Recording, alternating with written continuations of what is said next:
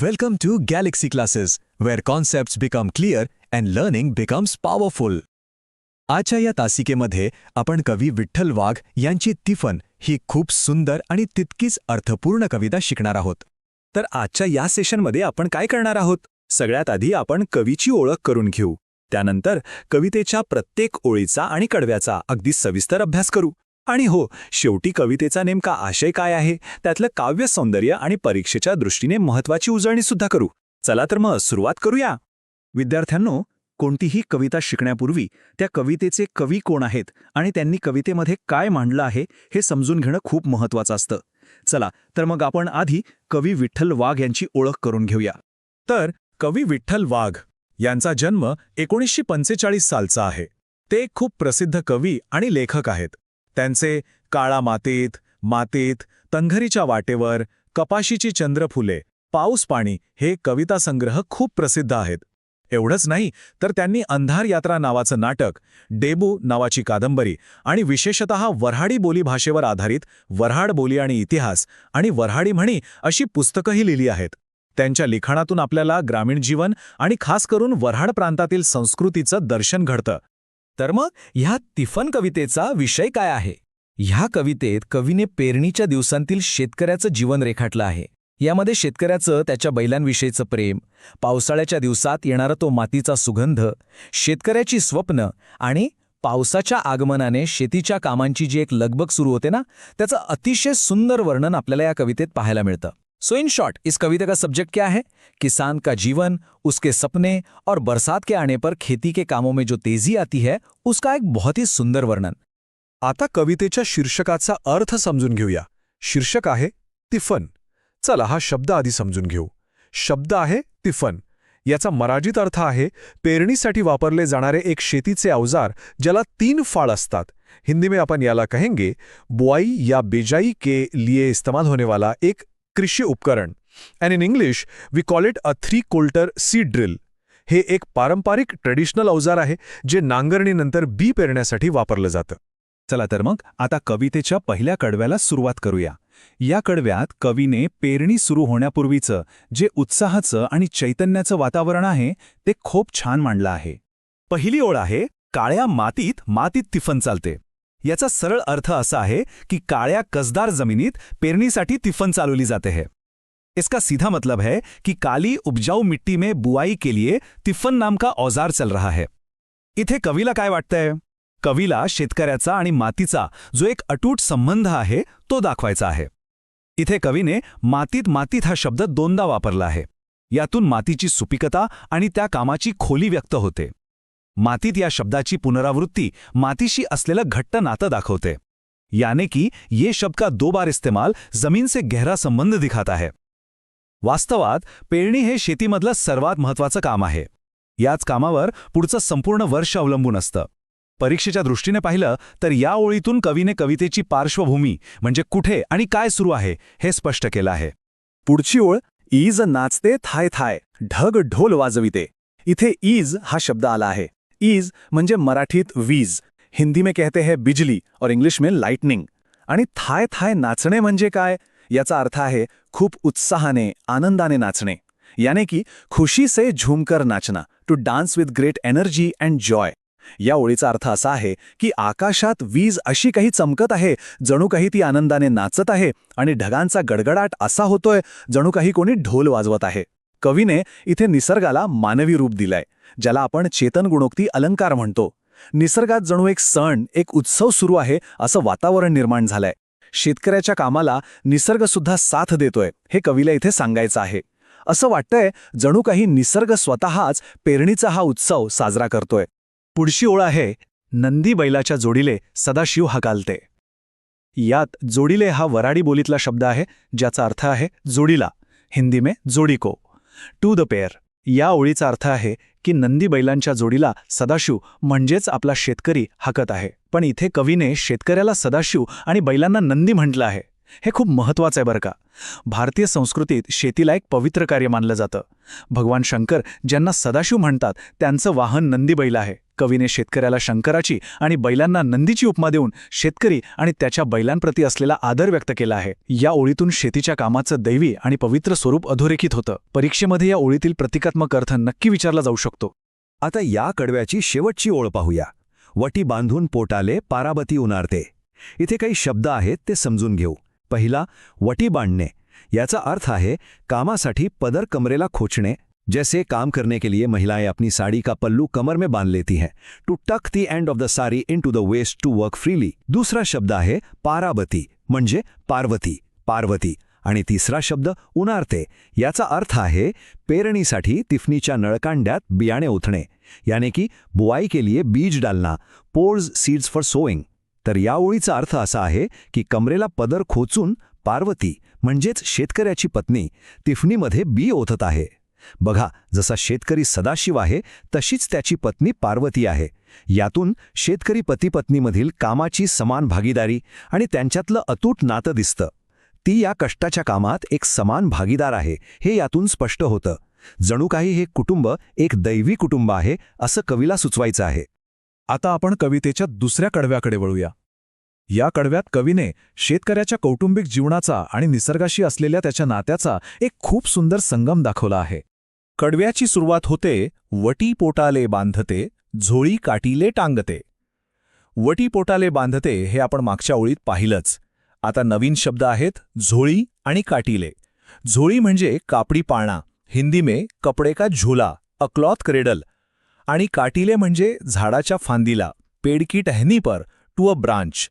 या ओळीचा अर्थ आहे की शेतकऱ्याची पत्नी कामासाठी कमरेला पदर बांधते आणि त्याचवेळी आपल्या लहान बाळासाठी झाडाच्या फांदीला एक कापडी पाळणा टांगते. यातून तिची दुहेरी जबाबदारी दिसते. एकीकडे शेतातलं काम आणि दुसरीकडे आईची भूमिका. ती या दोन्ही गोष्टी कशा सांभाळते हे यातून सुंदरपणे दिसतं. पुढची ओळ आहे, झोळी काटीले टांगते, त्यात तानुल लळते. यात महत्वाचा शब्द आहे तानुल. याचा अर्थ आहे लहान बाळ, हिंदी में नन्हा बच्चा, एन इन्फंट और अ टॉडलर. आणि लढते म्हणजे रडते किंवा आवाज करते, रोता है या किलकारी मारता है. इट कूज और क्राइज सॉफ्टली. याचा अर्थ त्या झाडाला टांगलेल्या पाळण्यात एक लहान बाळ खेळत आहे, आवाज करत आहे. हे बाळ म्हणजे शेतकऱ्याच्या कुटुंबाचं भविष्य आहे, त्याची आशा आहे. त्या बाळाचं तिथे असणं हेच भविष्य आणि आशेचं प्रतीक आहे. ज्या पुढच्या पिढीसाठी शेतकरी एवढी मेहनत करतो तिचं हे प्रतीक आहे. आणि मग कवी म्हणतात, त्यात तान्हुलं लळते, ढग बरसते. म्हणजे जेव्हा ते बाळ पाळण्यातून आवाज करतं त्याचवेळी आकाशातून ढग बरसतात, पाऊस पडतो. कवीने इथे एक खूप सुंदर कल्पना मांडली आहे. जणू काही त्या बाळाच्या आवाजानेच ढगांना पाझर फुटला आहे, जैसे की निसर्ग उस छोटे बच्चे को रिस्पॉन्ड कर रहा हो. ही एक खूप सुंदर कल्पना आहे, जिथे बाळाच्या आवाजाने ढग बरसतात. जणू काही निसर्ग त्या नव्या जीवाला प्रतिसाद देत आहे. आता पुढची ओळ तर खूपच सुंदर आहे. काकरात बिजवाई जसं हासरं चांदणं. इथे काकरात म्हणजे नांगराने तयार केलेल्या चरात किंवा सरीत. हल से बनी नाली में, इन द फरो. बीजवाई म्हणजे पेरणीचे बी, बुवाई के बीज, सीड्स फॉर सोईंग. आणि हासरं चांदणं म्हणजे हसणारे चांदणे किंवा तारे, मुस्कुराते हुए चांद तारे, स्माइलिंग स्टारलाइट. या ओळीचा अर्थ आहे तिफणीतून त्या नांगरलेल्या सरीमध्ये जे बी पडत आहे ते जणू काही आकाशातील हसरे तारेच आहेत. कवीने इथे बियाणांना हसणाऱ्या ताऱ्यांची उपमा दिली आहे.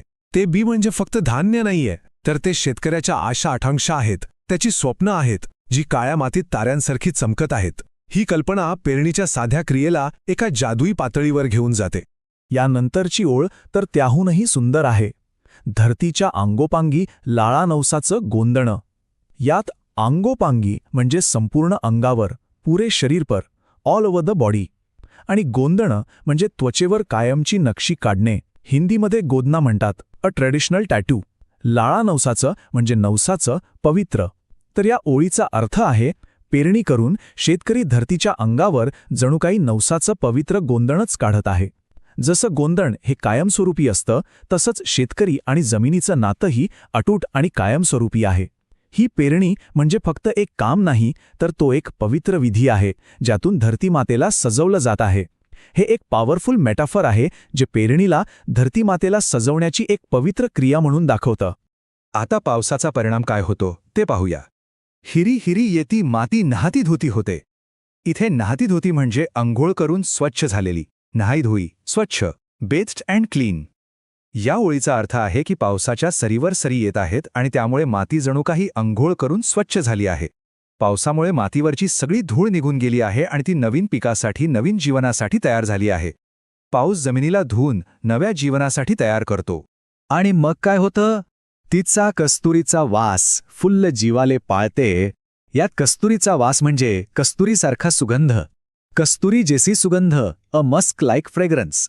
कस्तुरी हा एक अत्यंत दुर्मिळ आणि मौल्यवान सुगंध आहे आणि फुल्ल जीवाले पाळते म्हणजे मनाला किंवा जीवाला भुरळ घालते. मन को मोह लेती है, इट कॅप्टिवेट्स द सोल. पावसाची पहिली सर जेव्हा कोरड्या जमिनीवर पडते तेव्हा जो एक सुगंध येतो त्याला कवीने कस्तुरीच्या सुगंधाची उपमा दिली आहे. तो सुगंध शेतकऱ्याच्या मनाला भुरळ घालतो, त्याला मंत्रमुग्ध करतो. हा सुगंध त्याच्यासाठी जगातला सर्वात मौल्यवान, सर्वात अनमोल सुगंध आहे. पुढची ओळ फूल जीवाले पाळते वाट सांजीले पाहते.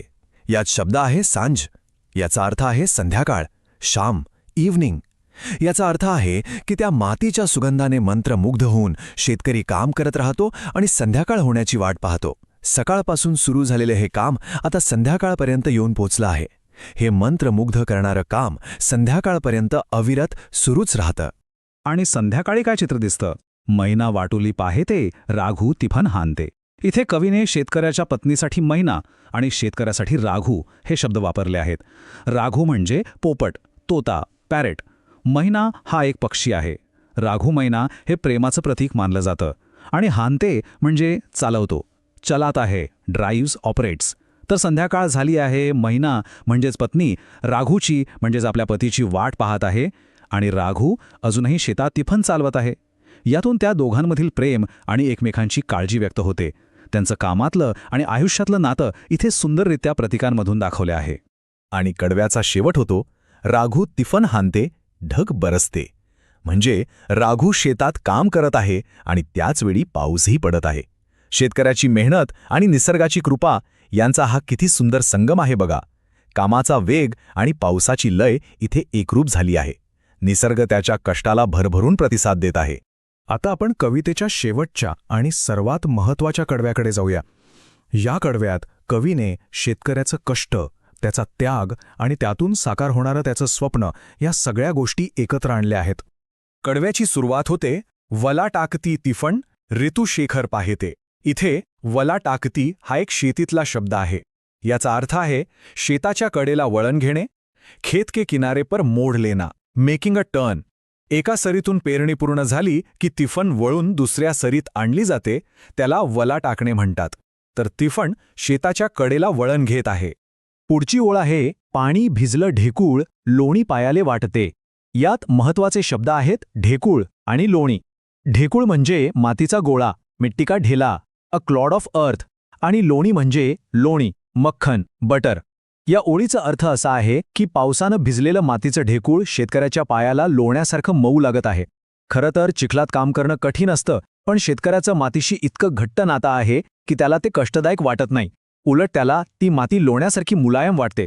यातून त्याच्या जमिनीशी असलेला दृढ संबंध आणि आरामदायी नातं दिसून येतं.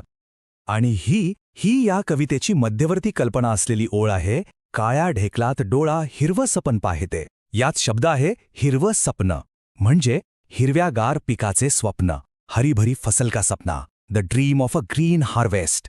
या ओळीचा अर्थ आहे की त्या काळ्या मातीच्या ढेकळाकडे पाहताना शेतकऱ्याच्या डोळ्यात हिरव्यागार पिकाचं स्वप्न तरळत आहे. तो आजच्या काळ्या मातीत उद्याचं हिरवंगार शेत पाहत आहे. हेच स्वप्न, हीच आशा त्याला काम करण्याची ऊर्जा देते. This is the central idea of the poem. हिरव्यागार भविष्याची हीच आशा त्याला पुढे ढकलते. पण वास्तव नेहमीच सोपं नसतं. पुढची ओळ आहे, डोळा स्वप्न पाहेते, काटा पायात रुतते. तो शेतकरी हिरव्या स्वप्नात हरवून गेला असतानाच अचानक त्याच्या पायात एक काटा घुसतो. इथे रुतते म्हणजे घुसतो किंवा टोचतो, चुपता आहे, पियर्सेस. यातून कवीने स्वप्न आणि वास्तव, ड्रीम अँड रियालिटी यांच्यातील अंतर दाखवलं आहे. स्वप्न खूप सुंदर आहे, पण ते साकारण्याचा मार्ग वेदनादायी आहे, कष्टप्रद आहे. आणि मग काय होतं? काटा पायात रुतते, लाल रगत सांडते. यात शब्द आहेत रगत म्हणजे रक्त, खून ब्लड, आणि सांडते म्हणजे जमिनीवर पडते, गिरता है, स्पिल्स. त्याच्या पायात काटा घुसतो आणि त्यातून लाल रक्त जमिनीवर सांडतं. हे रक्त म्हणजे शेतकऱ्याच्या त्यागाचं प्रतीक आहे. तो फक्त घामच गाळत नाही, तर प्रसंगी आपलं रक्तही सांडतो. त्याचं रक्त मातीत मिसळणं हे शेतकऱ्याच्या सर्वोच्च त्यागाचं प्रतीक आहे. आणि या त्यागाचं फळ काय मिळतं? कवी म्हणतात, हिरवं स्वप्न फुलते. शेतकऱ्याने जे हिरवं स्वप्न पाहिलं होतं ते आता फुलते, ते साकार होतं. कुठे? जिथे त्याचं रक्त सांडलं तिथेच. त्याच्या त्यागातूनच, त्याच्या रक्तातूनच जणू काही ते हिरवं स्वप्न अंकुरित होतं. त्याचं स्वप्न त्याच्या त्यागातूनच फुलतं. त्याच्या कष्टाचं आणि त्यागाचं रूपांतर एका सुंदर हिरव्यागार पिकामध्ये होतं. आणि कवितेचा शेवट होतो, हिरवं स्वप्न फुलते, ढग बरसते. त्याचं स्वप्न साकार होतं आणि निसर्गही त्यावर आपली कृपावृष्टी करतो. ढग पुन्हा बरसतात, जणू काही त्याच्या यशावर शिक्कामोर्तब करत आहेत. शेतकऱ्याचं कष्ट आणि त्यागातून साकार झालेलं स्वप्न निसर्गाच्या आशीर्वादाने पूर्ण होतं. मेहनत, त्याग, स्वप्न आणि निसर्गाची साथ या सगळ्या गोष्टी एकत्र येऊन एक सुंदर चित्र पूर्ण होतं. चला, आता आपण या कवितेचा संपूर्ण आशय आणि काव्यसौंदर्य थोडक्यात समजून घेऊया. या कवितेची मध्यवर्ती कल्पना, अ सेंट्रल आयडिया काय आहे? तर पेरणी करताना शेतकऱ्याच्या मनात येणारे विचार, त्याचा उत्साह, त्याचं कष्ट, निसर्गाशी असलेलं त्याचं नातं आणि त्यागातून स्वप्नपूर्ती कशी होते हे या कवितेतून कवीने अतिशय प्रभावीपणे मांडलं आहे. या कवितेचं काव्यसौंदर्य काय आहे? पहिलं म्हणजे यात ग्रामीण जीवनाचं आणि शेतीचं अत्यंत वास्तववादी आणि सुंदर चित्र उभं केलं आहे. दुसरं म्हणजे कवीने वऱ्हाडी बोलीभाषेतील शब्दांचा वापर केला आहे, जसे की जोडीले, काटीले, हानते. यामुळे कवितेला एक अस्सलपणा आला आहे. तिसरं, कवीने निसर्गाला मानवी रूप दिलं आहे, जसे की ईज नाचते, ढग ढोल वाजविते. आणि चौथं, बिजवाई जसं हसरत चांदणं, धरतीचं गोंधणं यांसारख्या अप्रतिम कल्पना आणि प्रतिमा वापरल्या आहेत, ज्यामुळे कविता आपल्या डोळ्यासमोर उभी राहते. ठीक आहे, आता आपण परीक्षेच्या तयारीसाठी एक जलद उजळणी करूया. चला मुलांनो, आता एक रॅपिड फायर रिव्हिजन करूया. कवितेतील महत्त्वाचे शब्द आणि त्यांचे अर्थ पटापट आठवून घेऊ. 1. टिफन, पेरणीचे अवजार, बुवाई का उपकरण, अ सीड ड्रिल. 2. ईज, वीज, बिजली, लाइटनिंग. 3. जोडीले, जोडीला, जोडी को, टू द पेअर. 4. वटी, पदर, आंचल, एंड ऑफ अ सारी. 5. उनारते, बी ओतते, बीज डालती है, पोर्स सीड्स. 6. झोली, कापड़ी पाळणा, कपड़े का झूला, अ क्लॉथ क्रेडल. 7. काटीले, फांदीला, टहनी पर, टू अ ब्रांच. 8. तान्हुला, लहान बाळ, नन्हा बच्चा, एन इन्फेंट. 9. लड़ते, आवाज करता है, कूज और क्राइज. 10. काकरात, सरीमध्ये, नाली में, इन द फरो. 11. बिजवाई, पेरणीचे बी, बुआई के बीज, सीड्स फॉर सोइंग. 12. चांदणं, चांदणे, चांद तारे, स्टारलाइट. 13. गोंधणं, त्वचेवरील नक्षी, गोदना, टॅटू. 14. नहाती धुती, स्वच्छ झालेली, नहाई धोई, बेस्ड अँड क्लीन. 15. सांज, संध्याकाळ, शाम, इव्हनिंग. 16. राघू, पोपट म्हणजेच शेतकरी, तोता यानी की किसान, parrot which means the farmer. 17. हानते, चालवतो, चलाता है, ऑपरेट्स. 18. वला, वळण, मोड, अटर्न. 19. ढेकूळ, मातीचा बोळा, मिट्टी का ढेला, अ क्लॉड ऑफ अर्थ. 20. लोणी, लोणी, मक्खन, बटर. 21. सपन, स्वप्न, सपना, ड्रीम. 22. रुत्ते, घुसतो, चुभता है, पियर्सेस. 23. रगत, रक्त, खून, ब्लड. हे शब्द आणि त्यांचे अर्थ व्यवस्थित लक्षात ठेवा, म्हणजे उत्तरे लिहिताना सोपं जाईल. परीक्षेमध्ये तुम्हाला विशिष्ट ओळींचा अर्थ स्पष्ट करायला सांगितलं जाऊ शकतं. जसं की काळ्या ढेकलात डोळा, हिरवं स्वप्न पाहते. या ओळीचा अर्थ स्पष्ट करा. उत्तर लिहिताना आधी त्या ओळीचा सरळ अर्थ सांगावा, मग त्यातील प्रतिकात्मक अर्थ म्हणजे कवीला काय सांगायचं आहे ते लिहावं. उदाहरण, इथे शेतकरी काळ्या मातीत उद्याचं हिरवंगार पीक पाहत आहे, ही त्याची आशा आहे हे स्पष्ट करावं. तसेच कवितेची मध्यवर्ती कल्पना, शेतकऱ्याच्या कुटुंबाचं योगदान आणि कवीने वापरलेल्या प्रतिमा यावरही प्रश्न विचारले जाऊ शकतात. त्यामुळे उत्तर नेहमी मुद्देसूद लिहावं. शेवटी एक विचार करण्यासारखा प्रश्न. आज शेतीत आधुनिक तंत्रज्ञान आलं आहे. तिफणीच्या जागी ट्रॅक्टर आणि मोठी यंत्र आली आहेत. तर आजच्या काळातही शेतकऱ्याचे आणि निसर्गाचे नाते तितकेच अतूट आहे का, यावर नक्की विचार करा. तंत्रज्ञान बदललं असेल, पण शेतकऱ्याची मेहनत, त्याची स्वप्न आणि निसर्गावरचं अवलंबित्व हे आजही तितकंच खरं आहे. This lesson was brought to you by Galaxy Classes. Created only for study and concept clarity. Like, share, subscribe, and press the bell icon for further notifications.